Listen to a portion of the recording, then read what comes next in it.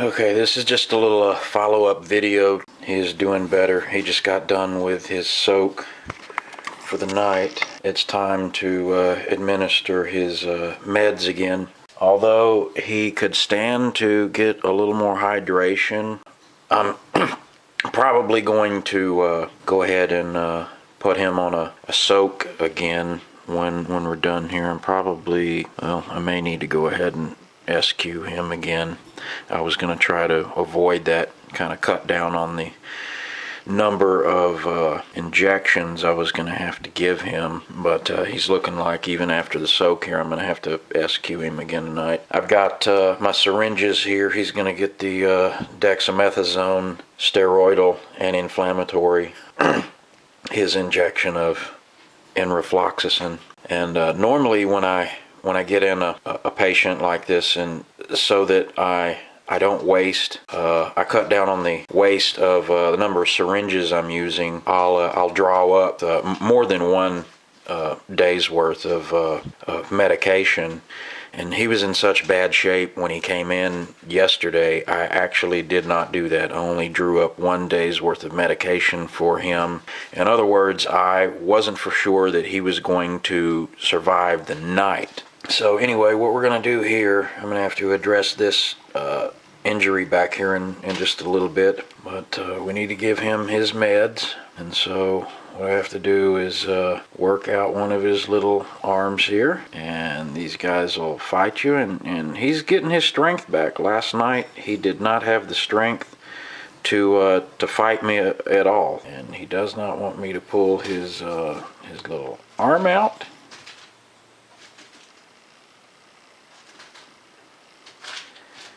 And once you get a hold of them firmly, it works better if you don't really struggle with them and tug very hard. Just apply light pressure, and it takes a little bit of patience.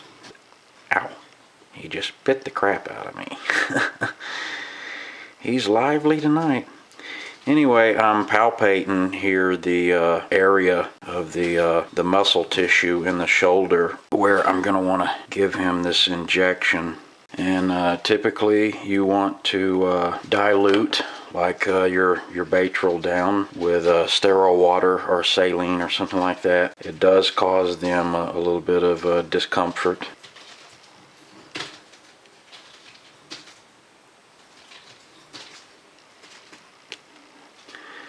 Now I'm going to alternate and come over here on the other side.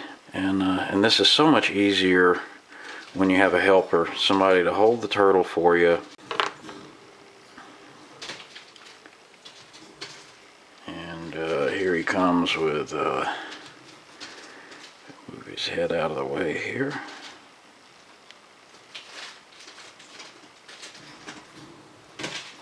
Just a couple of units of dexamethasone. He does not like those shots, but it's necessary. I don't like giving them, but it's necessary. And he's moving along using them forelimbs, but he's not wanting to use his back legs very much tonight. Hopefully that after a few days of dexamethasone, that's going to help him with the pain a little bit. He got an injection later last night after he was hydrated of meloxicam, and that's just a one-time thing now. It's just too hard on kidneys. I'm not going to give him a repeat dose of that meloxicam, but what I probably will do is give him some tramadol. Go ahead and give him some oral tramadol, and that should help him out.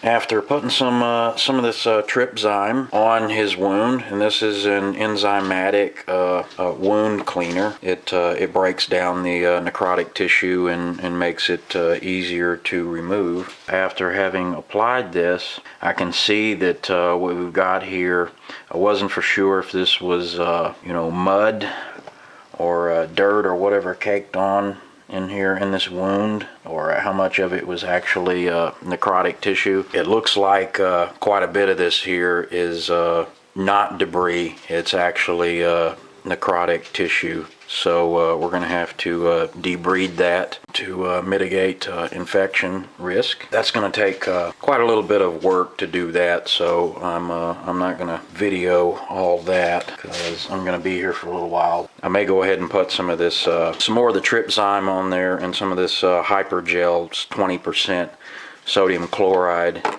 and that might help to further soften this up. And I'm not for sure. I don't really know if this section of bone here is going to be viable. It's just hanging on by a small amount of connective tissue here.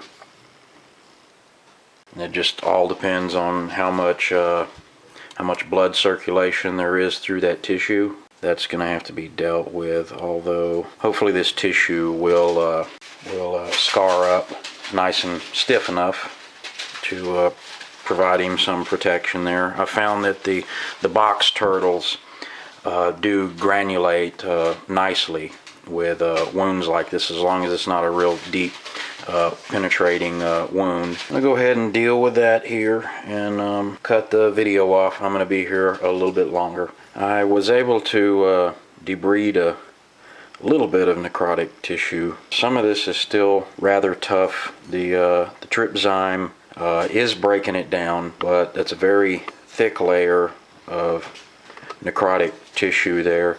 And this tells me he had been walking around for quite a while with this wound. It's not a fresh wound. He was probably wandering around with these tissues exposed to freezing temperatures. This could be, you know, frostbite, or he's just got a layer there, several millimeters thick. So that's going to have to come off, and I'm going to at this point really need give it probably another night or so. I've cleaned this off with some Vetericin, and then I put a mixture of the Hypergel and the Tripzyme back over this to help break down that necrotic tissue. And rather than let that this piece of carapace here just hang, I'm going to attempt to secure that. Just put a Tegaderm over this.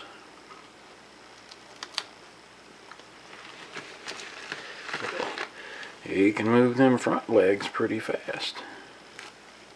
Just really wishing, times like this, really wish that I had just one damn reliable volunteer. Shit. I mean, what does it take? Town of, I don't know, what do we got, 110,000 people? I can't find one reliable person that wants to come help take care of critters, you know, and actually call or get back in touch with me when they say they will, or show up when they say they will. It's just ridiculous. It'd be so much easier on the animals here if I had help for a lot of this stuff. Okay. So it's time to SQ our turtle. Approximately 6 milliliters of normal saline and 6 milliliters of Normasol R. And there are differences of opinion on where to administer subcutaneous fluids or intracoelomic fluids. And turtle, my preferred injection location is right in here, just cranial to the rear thigh, in the loose skin there. And there's very little chance of hitting something vital there. Roll the turtle over into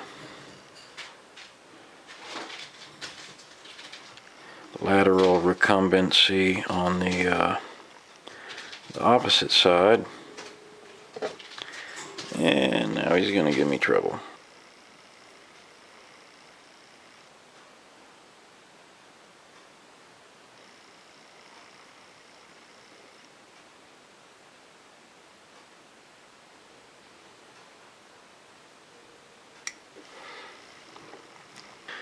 And just like with any other kind of subcutaneous fluid administration, you should see it bubble up. It should not offer you any or very little, depending on the gauge of the needle, but you'll know as far as resistance on the plunger whether you're actually injecting into a potential space or not. And they like to tuck their feet up in there, and when they do this, when they tuck their feet in and make it hard to get, a lot of times with a turtle, what you can do is just kind of mess around up here, tug on one of their front limbs or whatever, and they'll kind of relax.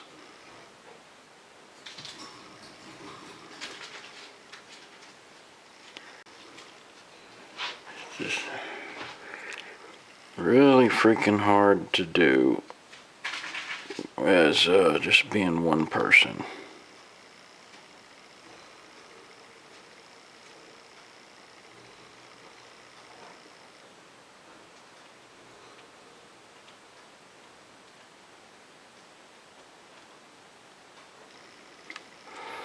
Okay, there's that. Other syringe here.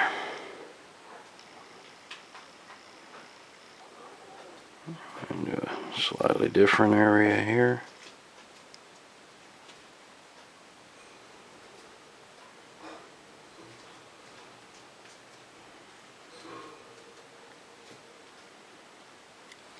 Back to this other side.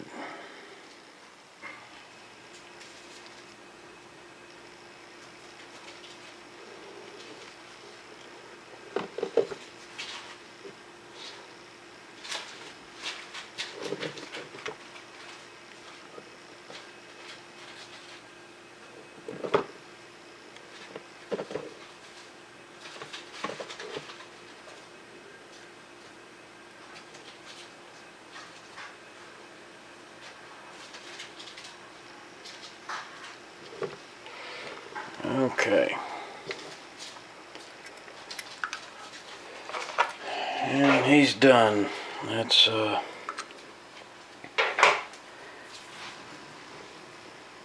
12 cc's of fluid.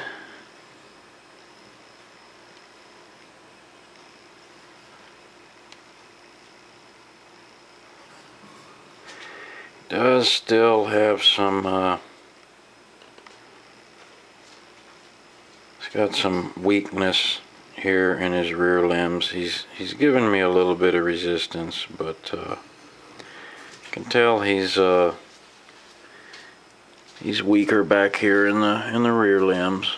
But otherwise, he's doing loads better than he was last night. I mean, look at that. If he's trying to bite me, he cares about what's happening to him now. Last night when he came in here, he just really didn't look like he cared if he lived or died last night. Hoping here with time that he regains use of those rear legs, but certainly he looks 200% better than he did last night. Wasn't really giving him real good odds on surviving the night, so he's doing really well now.